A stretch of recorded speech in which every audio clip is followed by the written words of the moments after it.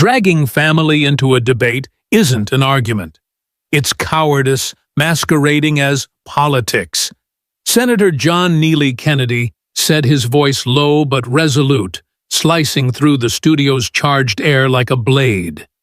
The words hung heavy, a verdict delivered under the white-hot studio lights as the cameras zoomed in on a stunned Nancy Pelosi.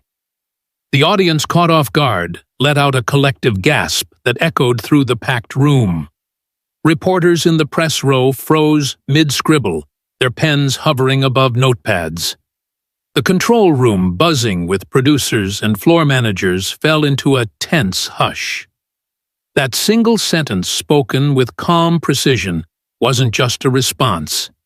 It was the opening salvo of a confrontation that would unravel on live television, leaving no one in the room untouched. But how did it come to this? What led to this moment where a seasoned politician like Pelosi found herself pinned under the weight of her own words, and Kennedy, ever composed, took control of the narrative without raising his voice?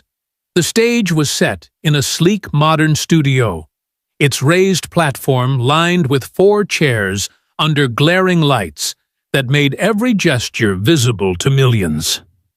Rows of cameras, like silent sentinels, framed the edges of the set, their red lights blinking in rhythm with the ticking segment clock.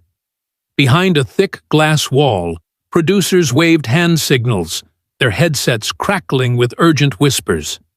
The show, billed as a no-holds-barred roundtable on ethics in politics, had been hyped for days.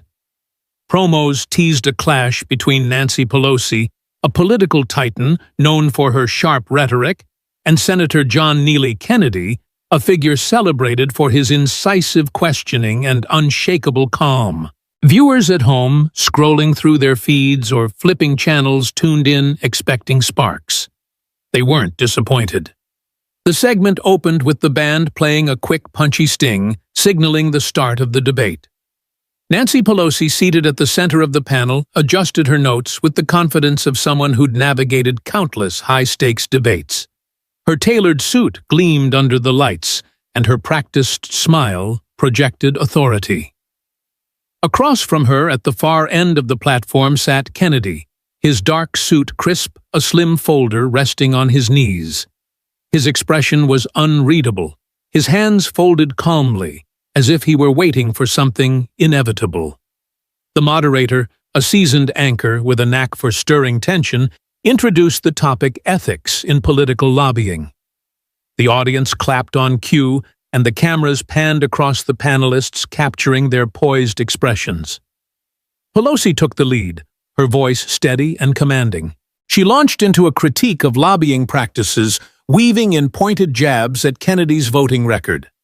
Some senators, she said, her tone clipped, seem more interested in protecting corporate interests than serving the public. The audience murmured, a few clapping lightly. Reporters in the press row jotted down corporate interests with quick strokes. The band played a brief sting, and the split-screen feed showed Pelosi's animated gestures, contrasting with Kennedy's stillness. He didn't interrupt. He didn't flinch. His eyes stayed fixed on her as if measuring every word. The anchors off stage whispered, "He's letting her," run, their voices muffled, but caught by a nearby mic. Pelosi, sensing her momentum, leaned into her argument. She rattled off statistics about lobbying dollars, her hands slicing the air for emphasis. "The system rewards those who play the game," she said, "and Senator Kennedy's votes show he's a player." The audience chuckled politely, prompted by the floor manager's subtle nod. The cameras caught Kennedy's lips twitching, not into a smile, but something closer to patience. He adjusted his folder slightly, a small motion that went unnoticed by most, but caught the eye of a sharp-eyed producer. "He's waiting?"